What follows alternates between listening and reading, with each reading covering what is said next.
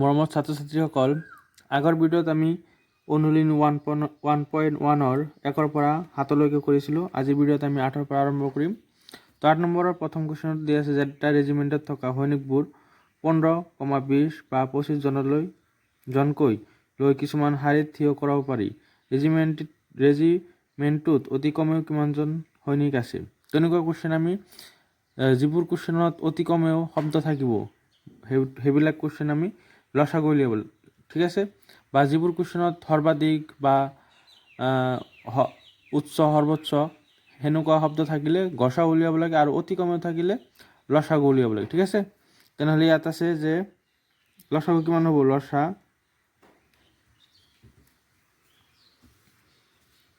লসাগু 15, 20 আৰু 25ৰ কিমান হ'ব চাবা।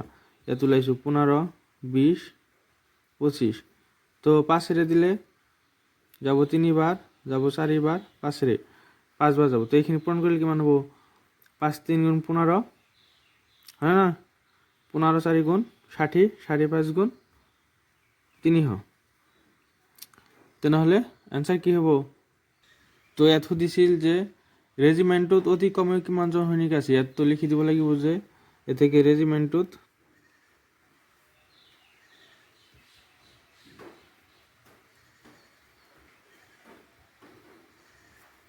অতি কমেও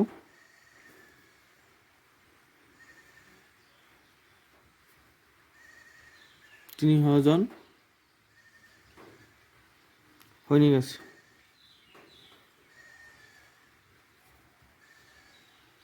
ঠিক আছে। এতিয়া 2 নম্বৰ কুৱেশ্যন চোৱা। 2 নম্বৰ কুৱেশ্যনত কৈছে যে এটা ঘণ্টা 18 ছেকেণ্ড আৰু আন এটা ঘণ্টা 60 ছেকেণ্ডৰ অন্তৰালত বাজে। কোনো এক সময়ত দুয়োটা ঘণ্টা একেলগে বাজিলে তাৰ কিমান ছেকেণ্ড পিছত ঘণ্টা দুটা পুনৰ একেলগে বাজিব? এইটো কুৱেশ্যন 7ৰ নিচিনা।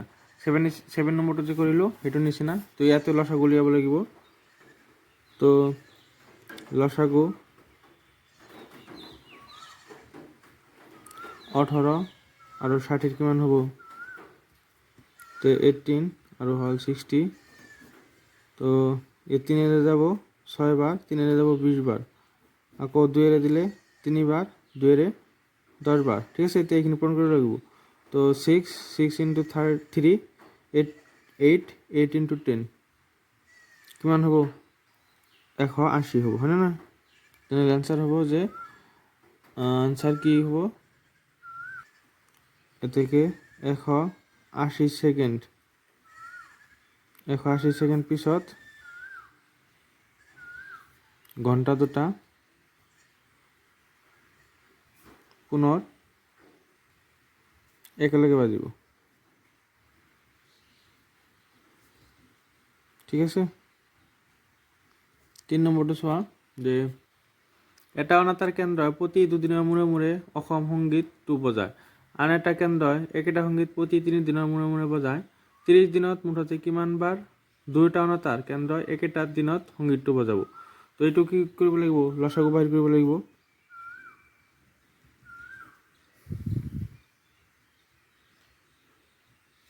লসাগু 2 আৰু 3ৰ লসাগু কিমান হ'ব? 6, হয় নহয়? আমি লসাগু পালোঁ 6। তাৰমানে এতিয়া 6 দিন মূৰে মূৰে দুয়োটা সংগীত একেলগে বাজিব। তেনেহ'লে 30 দিনত কিমান বাৰ বাজিব? তেনেহ'লে 30ৰে 30ক 6ৰে হৰণ কৰিব লাগিব। এনচাৰ কিমান হ'ব? 5, হয় নহয়? তাৰমানে 6 দিন পিছে পিছে দুয়োটা ঘণ্টা একেলগে বাজে। তেনেহ'লে 30 দিনত কেইবাৰ বাজিব? 6ৰে হৰণ কৰিব লাগিব, 5 বাৰ বাজিব, ঠিক আছে। তো লাষ্টত এইটো লাইন লিখি দিবা যে 30 দিনত মুঠতে 5 বাৰ দুয়োটা অনাতাঁৰ কেন্দ্ৰই একেটা দিনত সংগীতটো বজাব, ঠিক আছে।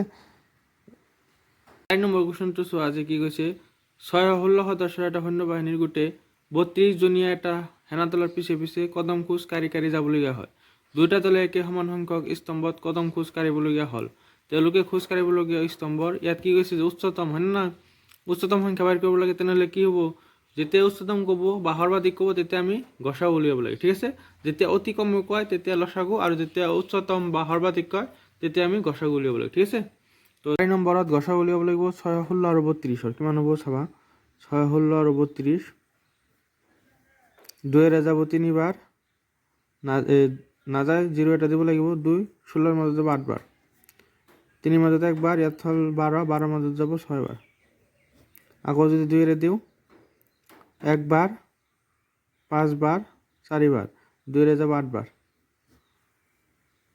2 যাব 7 বার, 7 বার, 4 বার। এনেকুৱা সংখ্যা আছে নেকি যিটো এই দুয়োটা ধৰণ যায়? নাযায়। গতিকে গসাগু কি হ'ব? 2 পূৰণ 2 পূৰণ 2, মানে 2 দুগুণ 4, 4 দুগুণ 8। ঠিক আছে? তেনেহ'লে স্তম্ভৰ উচ্চতম সংখ্যা কি হ'ব? এটাকে নিৰ্ণয়। স্তম্ভৰ উচ্চতম সংখ্যা হ'ব 8। ঠিক আছে? একদম সহজ। এতিয়া 5 নম্বৰটো চাবা। 5 নম্বৰ কুৱেশ্যনত কৈছে হিমাদ্ৰীয়ে 625টা ভাৰতীয় আৰু 325টা আন্তঃৰাষ্ট্ৰীয় ডাক টিকট সংগ্ৰহ কৰিলে। তাই এইবোৰ এক বিশেষ থোপত ৰাখি প্ৰদৰ্শন কৰিবলৈ বিচাৰে যাতে এটাও ডাক টিকট ৰৈ নাযায়। হিমাদ্ৰীয়ে সৰ্বাধিক কিমানটা থোপত ডাক টিকটবোৰ প্ৰদৰ্শন কৰিব পাৰিব? ইয়াত কৈছে সৰ্বাধিক, হয়নে নহয়? তেনেহ'লে কি উলিয়াব লাগিব? গসাগু, হয়নে নহয়? তেনেহ'লে 625 আৰু 325ৰ গসাগু উলিয়াব লাগিব। ঠিক আছে? তেনেহ'লে 625 আৰু 325ৰ গসাগু কিমান হ'ব চাবা। 625, 325, তো 5 দিলে যাব একবার, ইয়াত হল 12, যাব 2 বার, আকৌ ইয়াত হল 2, 25, 5 বার যাব। তাৰপিছত 32 মাঝে যাব 6 বার, বাকি থেকে 2, 25, 25 মাঝে যাব 5 বার।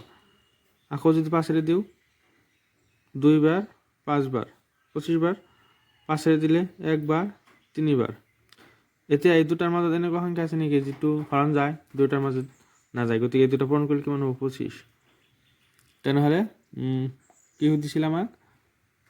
সৰ্বাধিক থোপ, হয় নহয়? শেষত লিখি দিব লাগিব। তো শেষত এইটো লাইন লিখি দিবা যে হিমাদ্ৰীয়ে সৰ্বাধিক 25টা থোপত ডাক টিকটবোৰ প্ৰদৰ্শন কৰিব পাৰিব। ঠিক আছে? এতিয়া 6 নম্বৰ চোৱা। 6 নম্বৰ কুৱেশ্যনত কৈছে যে দুডাল ৰছীৰ দৈৰ্ঘ্য ক্ৰমে 64 চেণ্টিমিটাৰ আৰু 80 চেণ্টিমিটাৰ। দুইডালৰ পৰা সমান দৈৰ্ঘ্যৰ টুকুৰা কাটি উলিয়াব লাগে।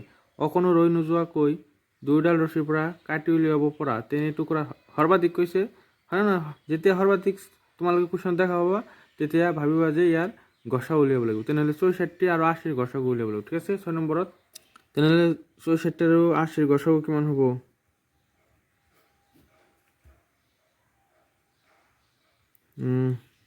4 দিলে একবার, বাকি থেকে 2 24, 24 মধ্যে 6 যায়, 4 যায় 6 বার। ঠিক আছে? ইয়াত যাব 20 বার। আকৌ যদি আমি 4 দিওঁ 4 4 বার, 5 বার। এতিয়া এনেকুৱা সংখ্যা নাই যে এই দুটাৰ মাজত হৰণ যাব। গতিকে গসাগু উলিয়াবলৈ হ'লে কোনবিলাক ল'ব লাগে? যিবিলাক দুটা সংখ্যাৰ মাজত হৰণ যায়, হয় নে নহয়? তেনেহ'লে ইয়াত 4 আছে, 4 দুটাৰ মাজত হৰণ গৈছে, ইয়াতো 4 দুটাৰ মাজত হৰণ গৈছে। গতিকে 4 পূৰণ 4 কৰিব লাগিব, হয় নে নহয়? 4 পূৰণ 4 কৰিলে কিমান হ'ব? 16। গতিকে সৰ্বাধিক দৈৰ্ঘ্য কিমান হ'ব? সৰ্বাধিক দৈৰ্ঘ্য নিৰ্ণয়। সৰ্বাধিক দৈৰ্ঘ্য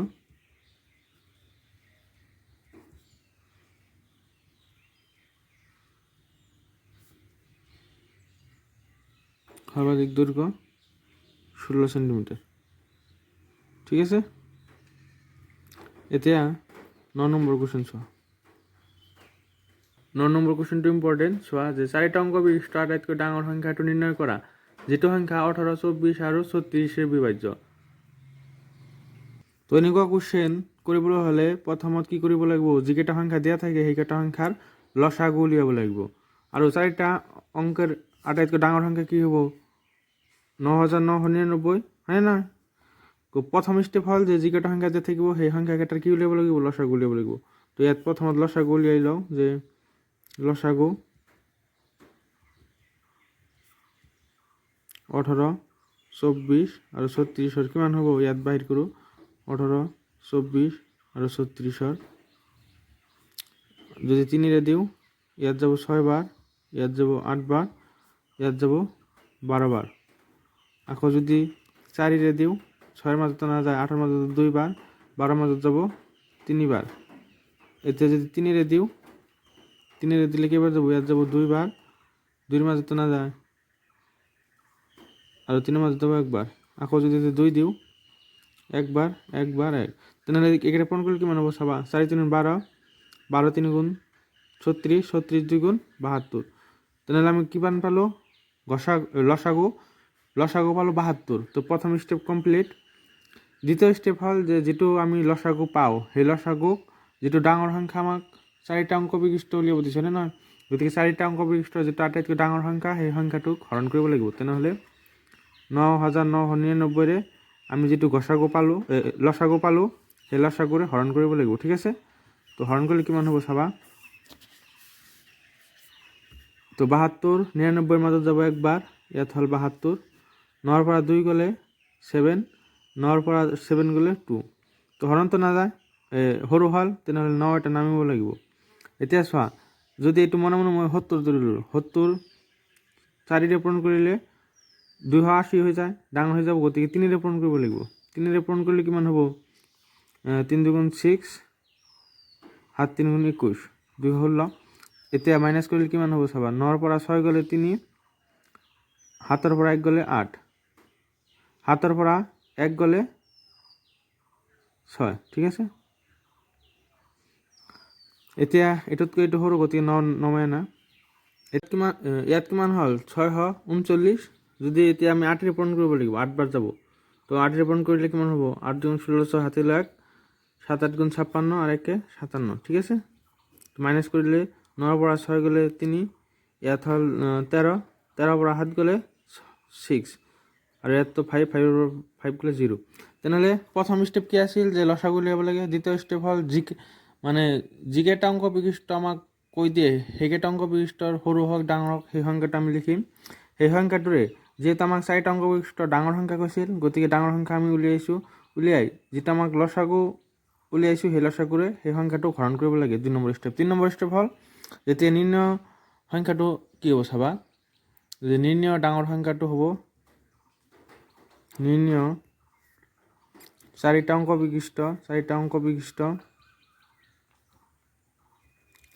বিশিষ্ট আটাইতকৈ ডাঙৰ সংখ্যা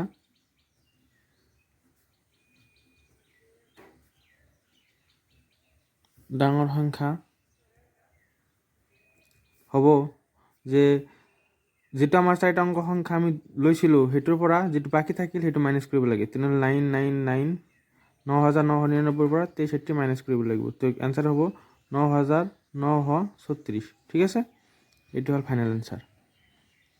যদি কিবা ডাউট থাকে নিশ্চয় কমেণ্টত জনাবা। এতিয়া 10ৰ পৰা MCQ কেইটা আছে চাবা। তো 10 নম্বৰত কৈছে যে পি আৰু কিউ সংখ্যা দুটাৰ উৎপাদক এটা দিয়া আছে যে 1245, তলত দিয়া কোনটো বিকল্প 1245 এটা উৎপাদক হ'ব। ঠিক আছে, তো চোৱা এইটো 10 নম্বৰ। তো 10 নম্বৰত দিয়া আছে যে পি কিউৰ এটা উৎপাদক 1245। আমি কি জানো, যদি আমি ধৰি ললোঁ যে 20ৰ উৎপাদক কি আছে, যে 2 পূৰণ 2 পূৰণ 5, হয় নহয়?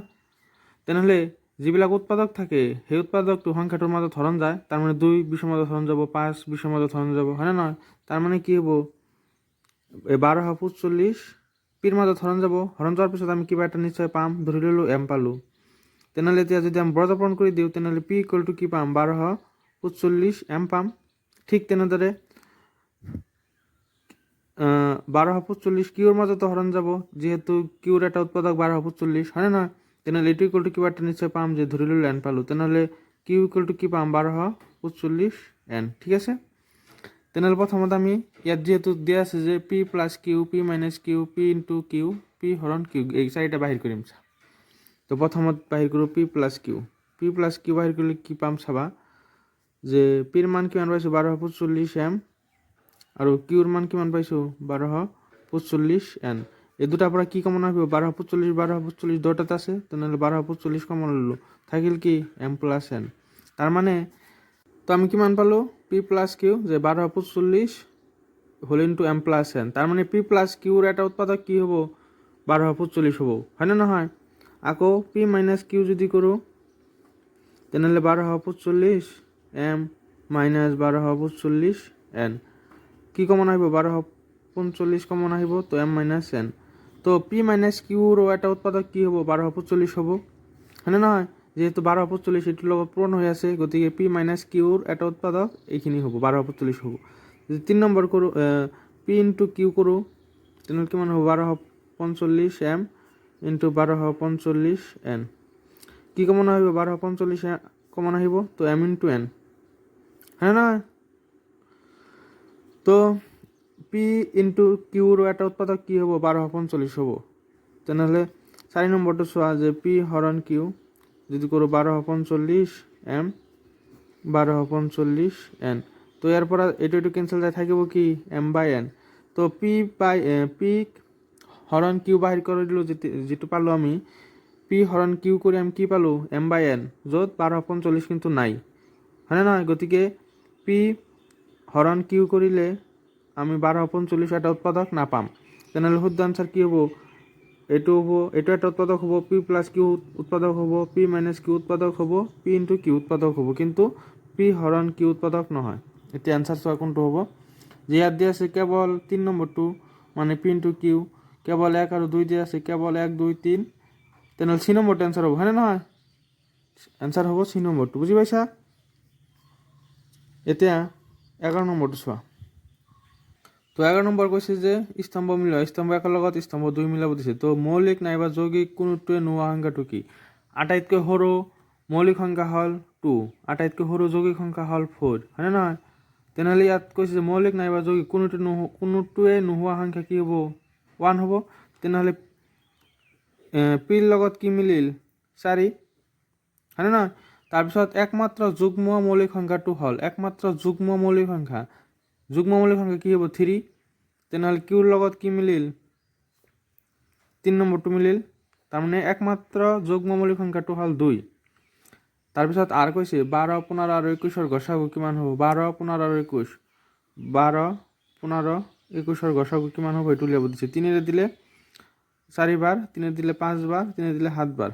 তেনেহ'লে আৰু কিবা সংখ্যা আছে নেকি যে 3টা ধৰণ যাব নাযায়? তেনেহ'লে গসাগু কিমান হ'ব? 3। তাৰমানে আৰু লগত কি মিলিব? 3 ক'ত আছে? 2ত আছে, 2 আৰু থাকিল কি এছ। তেনেহ'লে বাকী আছে কিমান? মানে 2 আৰু 9ৰ লসাগু হ'ব 18, 1 নম্বৰটো। তেনেহ'লে এইটো চিৰিয়েল ক'ত আছে চোৱা, যে পিৰ লগত 4 কেৱল এইটোতে আছে, তাৰমানে এনচাৰ হ'ব কিমান? 11ৰ এনচাৰ হ'ব এ, ঠিক আছে? 11ৰ এনচাৰ এ নম্বৰটো হ'ব। এতিয়া 12 নম্বৰটো চোৱা, যে উক্তি দিয়া আছে দুটাৰ ক্ৰমিক চাৰি সংখ্যাৰ গসাগু দিয়া আছে 1। এইটো সঁচা কথা, কাৰণ 3 আৰু 4 এই দুটা ক্ৰমিক সংখ্যা, বা 5 6 এইবিলাক কি সংখ্যা? ক্ৰমিক সংখ্যা। ক্ৰমিক সংখ্যাৰ গসাগু সদায় 1 হয়, এইটো সত্য। আৰু দিয়া আছে যে কিউ দিয়া আছে যে দুটা সহমৌলিক সংখ্যাৰ গসাগু 1। দুটা সহমৌলিক সংখ্যাৰ গসাগু 1 হয়, যেনেকুৱা 3 আৰু 8। চাবা 3 মানে কিমান লিখিব পাৰিম? 3 মানে হ'ব 1 × 3, আৰু 8 মানে কি লিখিব পাৰিম? 2 × 2 × 2, বা 1 × 2 × 2 × 2। তেনেহ'লে এই দুটাৰ মাজত মিল কি আছে? কেৱল সাধাৰণ উৎপাদক 1, হয়নে নহয়? তেনেহ'লে দুটা সহমৌলিক সংখ্যাৰ গসাগু 1 আৰু দুটা ক্ৰমিক সংখ্যাৰ গসাগু 1, এই দুটা সত্য। তেনেহ'লে এনচাৰ কি হ'ব? পিও সত্য, কিউ সত্য। এনচাৰ হ'ব চি নম্বৰটো, ঠিক আছে? এতিয়া 14 নম্বৰ চোৱা, 13 নম্বৰ, এতিয়া 13 নম্বৰটো চোৱা। 13 নম্বৰ দিয়া আছে যে দুটা ধনাত্মক খণ্ড সংখ্যা পি আৰু কিউক এনেদৰে প্ৰকাশ কৰিব পাৰি: পি = ab² আৰু কিউ = a²b, য'ত এ আৰু বি মৌলিক সংখ্যা। পি আৰু কিউৰ লসাগু হ'ব। তেনেহ'লে পি দিয়া আছে ab², কিউ দিয়া আছে a²b, এলচিএম আমাক সুধিছে, এলচিএম কিমান হ'ব? তো এলচিএমৰ ক্ষেত্ৰত পাৱাৰ য'ত বেছি থাকে সেইটো ল'ব লাগে। তে এৰ ওপৰত একো নাই, 1 আছে, ইয়াত আছে স্কোৱাৰ, তেনেহ'লে কি ল'ব লাগিব? যিটো ডাঙৰ সেইটো স্কোৱাৰ ল'ব লাগিব। বিৰ ওপৰত আছে 2, বিৰ ওপৰত আছে একো নাই, 1, তেনেহ'লে b²। তেনেহ'লে এলচিএম কিমান হ'ল? a² b²। এনচাৰ কি হ'ব? তেনেহ'লে ইয়াত a² b² বিত আছে, তেনেহ'লে এনচাৰ হ'ব 13ৰ বি নম্বৰটো, ঠিক আছে? 14 নম্বৰ কুৱেশ্যনটোত কৈছে যে পি = 119, কিউ = 462, আৰ = 105, এছ = 2310 সংখ্যাকেইটাৰ বাবে শুদ্ধ বিকল্পটো বাছি ওলা, য'ত পি কিউ আৰ এছ সিহঁতৰ প্ৰতিটোৰে মৌলিক উৎপাদকৰ সংখ্যা সাপেক্ষে ঊৰ্ধ্বক্ৰমত আছে। তাৰমানে এইকেইটা যে সংখ্যা দিয়া আছে, এইকেইটা সংখ্যাৰ মৌলিক উৎপাদক বাহিৰ কৰিব লাগিব। যাৰ মৌলিক উৎপাদক কম সেইটো আগত লিখিব লাগিব, যাৰ মৌলিক উৎপাদক বেছি সেইটো পিছত লিখিব লাগিব, ঠিক আছে? এতিয়া 14 নম্বৰটো কৰিম চাবা। এই চাৰিটাৰ এতিয়া মৌলিক উৎপাদক বাহিৰ কৰিব লাগিব। তো কেনেকৈ বাহিৰ কৰিম? হৰণ কৰিব লাগিব। 119ক কিহেৰে যাব? হাতেৰে যাব 17 বাৰ। তেনেহ'লে মৌলিক উৎপাদক কেইটা পালোঁ? 2টা পালোঁ ইয়াৰ, হয়নে নহয়? আচ্ছা, 462ৰ কিমানটা হ'ব চাবা। 2ৰে 2 বাৰ, 3 বাৰ, 1 বাৰ। তাৰপিছত 3ৰে যাব 7 বাৰ, 7 বাৰ। হাতেৰে 11 বাৰ। কেইটা হ'ল? 1 2 3 4, মৌলিক উৎপাদক হ'ল 4টা। তাৰপিছত আছে 105, 105ক 3ৰে হৰণ কেইবাৰ যাব চাবা? 3 বাৰ, 5 বাৰ, 5ৰে 7 বাৰ। তেনেহ'লে 3টা ওলাল। 23 দশক যদি করো 2 যাব একবার 5 বার 3 যাব 3 বার 8 3 24 5 বার তাৰপিছত 5 যদি দিও 7 5 35 7 5 35 হাতেৰে 11 বাৰ 1 2 3 4 5 ইয়াৰ সৰ্বাধিক তেনেহ'লে কি কৈছে সৰুৰ পৰা ডাঙৰলৈ মানে যিটো সংখ্যাৰ মৌলিক উৎপাদক কম সেইটো আগত লিখিব গৈছে তেনেহ'লে ফাৰ্ষ্টত কি লিখিব লাগিব পি তাৰপিছত কি লিখিব লাগিব আৰ তাৰপিছত কিউ তেনেহ'লে কি হ'ল যে প্ৰথমত পি তাৰপিছত আৰ তাৰপিছত কিউ লাষ্টটো আৰ নহয় সৰি এইটো এছ হ'ব ঠিক আছে এতিয়া চোৱা এনসাৰ কোনটো হ'ব পি আর কিউ এস মানে বি নম্বরটো এনসার হবো ঠিক আছে বি নম্বরটো এনসার হবো তেনেহলে বি নম্বর এতিয়া 15 নম্বৰ চোৱা কি কৈছে 15 নম্বৰ কোশ্চেন 15 নম্বৰ কৈছে যে 3 আৰু 10 সহমৌলিক সংখ্যা সত্য না সত্য কাৰণ 3 আৰু 10ৰ সাধাৰণ উৎপাদক কেৱল একহে আছে গতিকে এইটো সত্য এ আৰু বি সহমৌলিক হ'ব যদি সিহঁতৰ একৰ বাহিৰে কোনো সাধাৰণ উৎপাদক নাথাকে এইটো সত্য কাৰণ সহমৌলিক হ'বলৈ হ'লে সিহঁতৰ মৌলিক সাধাৰণ উৎপাদক কেৱল এক হ'ব লাগে গতিকে এই দুয়োটা সত্য হয় না তেনেহ'লে এনসাৰ কোনটো হ'ব যে এ আৰু আৰ দুয়োটা সত্য যুক্তি আৰ উক্তি এৰ শুদ্ধ ব্যাখ্যা তেনেহ'লে এনসাৰ হ'ব এ নম্বৰটো ঠিক আছে তো 16 টো চোৱা যে 16 টোত কি কৈছে এক্স ৱাই জেড মান বাহিৰ কৰিব লাগে এই বৃক্ষ পৰ্যবেক্ষণৰ পৰা ঠিক আছে এতিয়া আমি 16 কৰিম তো এই বৃক্ষৰোপণৰ পৰা আমাক এক্স ৱাই জেডৰ মান উলিয়াব লাগে আমি কি জানো যে ধৰি ললো যে 20টো কেনেকুৱা দিয়া আছে যে 4 5 তেনেহ'লে আমি 20 কেনেকৈ পালোঁ এই দুটা পূৰণ কৰি পাইছোঁ হয় নহয় আকৌ যদি এইটো দিয়া নাথাকিল হয় আমি এইটো কেনেকৈ ওলালো হয় 20ক 5ৰে হৰণ কৰিলে এইটো ওলাব হয় নহয় তেনেহ'লে এক্সৰ মান আমি কেনেকৈ পাম এক্সৰ মান হ'ব এই দুটা পূৰণ কৰিলে ঠিক আছে তেনেহ'লে ইয়াত লিখিম যে 3 × 1275 = x হয় নহয় তো এই দুটা পূৰণ কৰিলে কিমান হ'ব চাবা তো 1275 লগত 3 পূৰণ কৰিলে হ'ব 3825 = x তাৰমানে একৰ এনসাৰ কিমান হ'ব বি নম্বৰটো হ'ব ঠিক আছে এতিয়া 2 কি দিছে যে y মান বাহিৰ কৰিব লাগে y মান মানে এই দুটা পূৰণ কৰিলে y হ'ব মানে 85 y = এই দুটা পূৰণ কৰিলে কিমান y মানটো চাবা যে y মানটো আমি কেনেকৈ পাম যে y * 85 = 425 মানে এই দুটা পূৰণ কৰিলে এইটো পোৱা যাব হয় না তেনেহ'লে 85y = কিমান হ'ব 425 ঠিক আছে তেনেহ'লে y = 425 হৰণ 85 তো 5 কাটিলে যাব 17 বার 5 কাটিলে যাব 8 40 হল বাকি থাকিল 2 5 17 যাব 85 মাজত 5 বার তেনেহ'লে y মান কিমান পালো আমি y মান পালো 5 তেনেহ'লে আনসার হ'ব এইটোৰ এ নম্বৰ ঠিক আছে 3 নম্বৰত কৈছে যে জেডৰ মান আমি কেনেকৈ পাম এই দুটা পূৰণ কৰিলে 85 হ'ব তেনেহ'লে 5z = 85 এতিয়া z = কিমান হ'ব 85/5 = 17 ঠিক আছে তেনেহ'লে 3 নম্বৰত অপশ্যন বি নম্বৰটো শুদ্ধ ঠিক আছে আকৌ 4 নম্বৰত কৈছে যে a x + y + z ৰ মান বাহিৰ কৰিব লাগে ঠিক আছে তো x ৰ মান পালো আমি 3825 y ৰ মান পালো 5 z ৰ মান পালো 17 যোগ কৰিলে কিমান হ'ব এইকেইটা যোগ কৰিলে হ'ব 3847 তেনেহ'লে এইটোৰ 4 নম্বৰৰ অপশ্যন হ'ব বি নম্বৰ ঠিক আছে তেনেহ'লে গোটেইকেইটা MCQ আমি কৰিলোঁ 17 নম্বৰটো থাকিল 17 নম্বৰটো তোমালোকে ঘৰত চেষ্টা কৰিবা যদি নোৱাৰা মোক কমেণ্টত জনাবা মই পিছৰ ভিডিঅ'ত কৰি দিম ঠিক আছে